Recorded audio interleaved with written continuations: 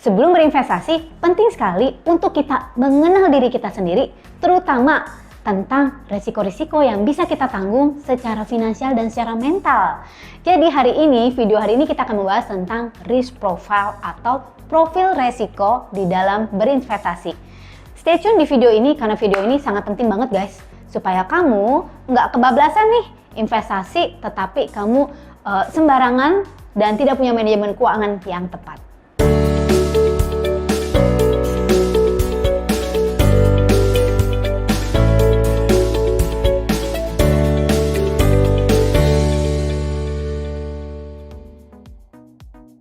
What's up everyone? Welcome back to Teta Omega TV channels. Our mission is to bring inspirations, healing, and transformations in your life di bidang keuangan, relationship, dan juga mental health and also spiritual.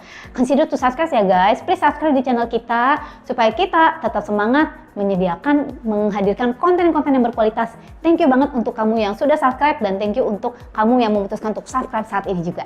Sebelum kita mulai nih, kenapa sih saya kepingin banget bahas tentang profil resiko atau risk profile di dalam berinvestasi. Sebenarnya video ini adalah sambungan dari video kita nih, video-video kita yang sebelumnya yang kita ngebahas tentang manajemen keuangan dan juga tentang hype banyak sekali orang yang saat ini masuk di dunia saham ya tanpa pengetahuan yang cukup, tanpa manajemen keuangan yang kuat dan juga mungkin bukan cuma saham tetapi instrumen-instrumen investasi lain. You know, sekarang banyak banget penawaran-penawaran kan. Saya nggak akan ngebahas penawaran-penawaran itu, tetapi hari ini yang saya ingin ngebahas adalah kenapa sih penting banget kita memiliki pengetahuan yang tepat tentang risk profile kita atau profil risiko. Gini deh, yang namanya soal investasi, soal uang itu there's no one size fits all gitu ya. One size fits all artinya maksudnya kalau saya kasih kalau seorang manajer investasi atau manajer keuangan memberikan nasihat keuangan kepada si A, itu belum tentu applicable atau bisa dipakai oleh si B, si C, dan si D. Consider this ya. Pertimbangan kayak gini, setiap orang itu kan beda ya. Beda usianya, beda karakternya, beda kondisinya. Misalnya, si A ini adalah seorang pensiunan yang sudah tidak memiliki sumber income. Dan tapi dia memiliki uang yang cukup banyak. Sedangkan si B adalah seorang yang masih muda, mungkin 26 tahun. Mungkin uangnya nggak gitu banyak, tetapi dia belum nikah, belum punya tanggungan, belum nikah, dan saat ini dia sudah bekerja dan masih punya income yang cukup oke. Apakah dengan demikian risk profile mereka itu sama? Dan apakah mereka bisa berinvestasi dengan cara yang sama? Saya tidak ngomongin tentang instrumen investasi ya, tetapi yang saya ngomongin adalah bagaimana kecenderungan atau bagaimana mereka memanage keuangan mereka. Nah ini pasti beda banget guys. Lu mikirin deh, kalau mereka yang pensiunan dan sangat agresif sekali dalam berinvestasi, semuanya dimasukin ke investasi yang resikonya sangat tinggi. Kalau sukses, oke banget. Tapi kalau misalnya tiba-tiba crash, resikonya apa? Semua uangnya hilang. Kalau misalnya dia saat itu tidak punya income, semua uangnya hilang, dan dia baru pensiun, hidupnya masih nggak tahu seberapa panjang. Apa yang terjadi? Pengaruhnya ke bisa stres, mental health ya kan, bisa banyak banget deh. Apa yang akan lo lakukan dengan sisa hidup lo? Nah, sedangkan si B ya, kalau dia memang berisiko semua uangnya dan kalau uang itu hilang, tetapi dia kan masih punya pendapatan. Nah, jadi mungkin resikonya, profil resikonya bisa beda. Bagi seorang investor itu ada 3 hal yang harus diperhatikan atau yang sangat mempengaruhi. 1, investment goals-nya. 2, time horizon, dan yang ketiga yang akan kita bahas hari ini adalah tentang risk profile-nya. Investment goals artinya adalah apa sih goals kamu di dalam berinvestasi? Apakah goals kamu adalah tentang growth ya, tentang maksudnya gue kepengen capital growth nih, pertumbuhan dari modal gue, atau kamu hanya ingin ya udah pokoknya ini numbuhnya nggak apa-apa lah pelan-pelan ya kan. Time horizon, berapa lama kamu mau dan bersedia menginvestasikan uang ini ya. Kadang-kadang ada uang yang hanya bisa kamu investasikan hanya untuk 3 bulan, 6 bulan, ya. Atau memang kamu menginvestasikan untuk jangka panjang, misalnya untuk tabungan pendidikan anak-anak. Dan kita harus melihat risk profile. Mengenal risk profile kita itu ada 2 komponen penting. Yang satu, kemampuan menanggung resiko, ya. Dan yang kedua, kesediaan menanggung resiko.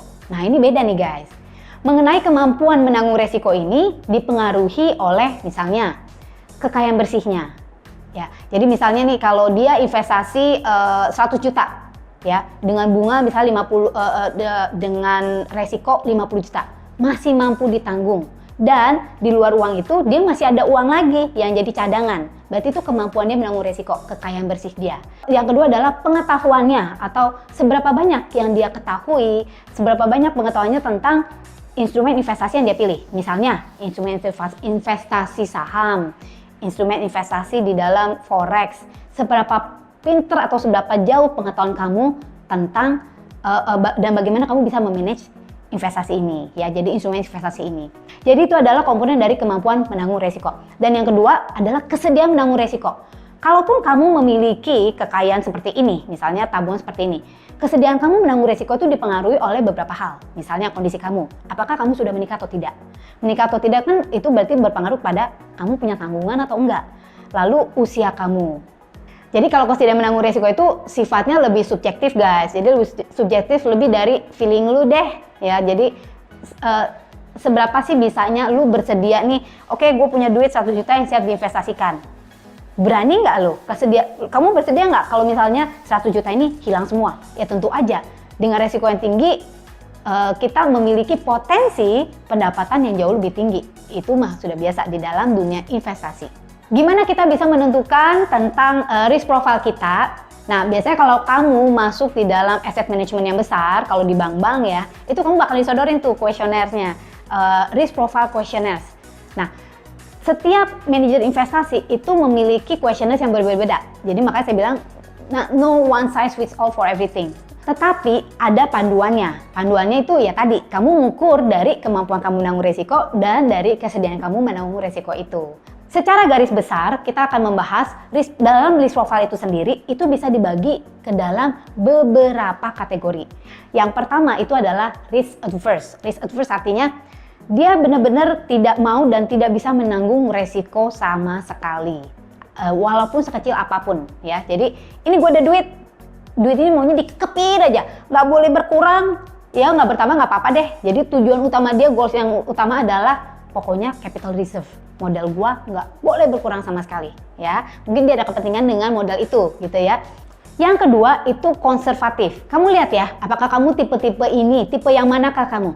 Kalau konservatif ini, high priority-nya memang untuk reserve capital. Artinya pokoknya sebisa mungkin capital atau modal gue nggak berkurang banyak. Jadi dia mau nanggung resiko tetapi kecil sekali untuk bisa mendapatkan return yang sedikit lebih tinggi daripada bunga di bank.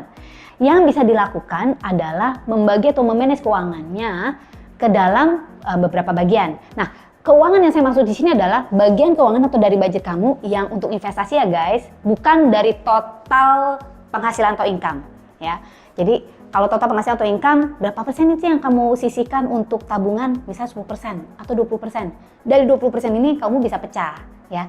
Nah, yang bisa dilakukan waktu kita memecah, kita bisa untuk mereka yang konservatif bisa membagi ke dalam misalnya 15% di growth asset dan 85% di defensive asset.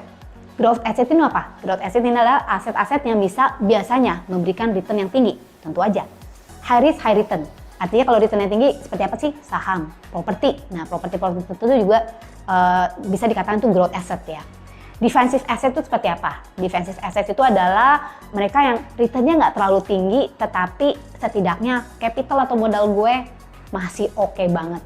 Nah, ini biasanya di cash, terus kayak gitu di tabungan, mungkin deposito, dan beberapa jenis obligasi, misalnya kayak ORI gitu ya kalau di Indonesia, itu termasuk defensive asset. Yang udah pasti-pasti aja deh guys, nah itu 85% di situ.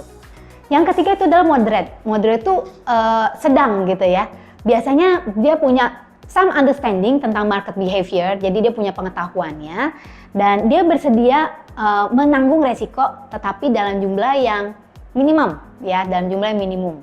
Mereka yang memiliki tipe risk profile moderate bisa membagi investasinya ke dalam misalnya 30% itu growth asset seperti tadi ya, bisa saham, bisa properti, dan 70% defensive asset. Defensive asset seperti cash, obligasi, deposito, obligasi yang jelas. Obligasi itu sendiri ada ada tingkatannya. Ada yang obligasi-obligasi tertentu yang memiliki resiko yang lebih tinggi dibandingkan obligasi yang lainnya.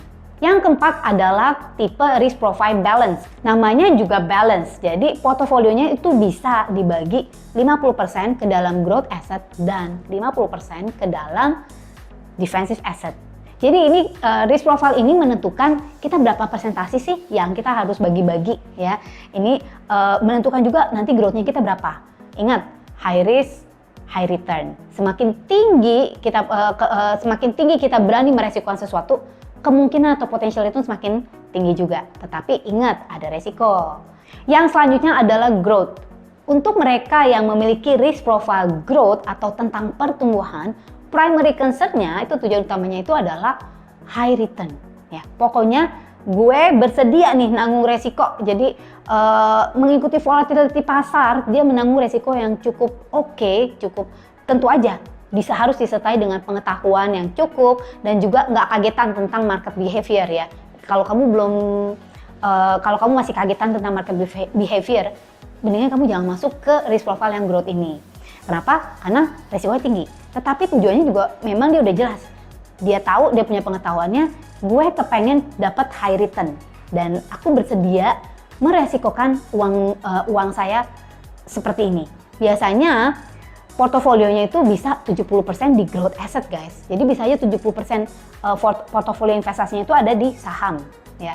Ada di properti-properti tertentu yang memang high risk ya. Dan 30%-nya doang yang ada di cash, di bank. Memang sih mereka-mereka yang punya mindset yang growth ini biasanya uangnya juga bisa cepat naiknya. Tetapi ingat, semuanya tetap ada risiko. Ketika pasar lagi hancur, jadi volatilitas pasar itu adalah naik dan turunnya pasar ya, yang begitu cepat. Berani nggak dia nanggung risiko seperti itu? Apakah secara mental dia kuat atau enggak kalau misalnya uangnya itu habis atau hilang?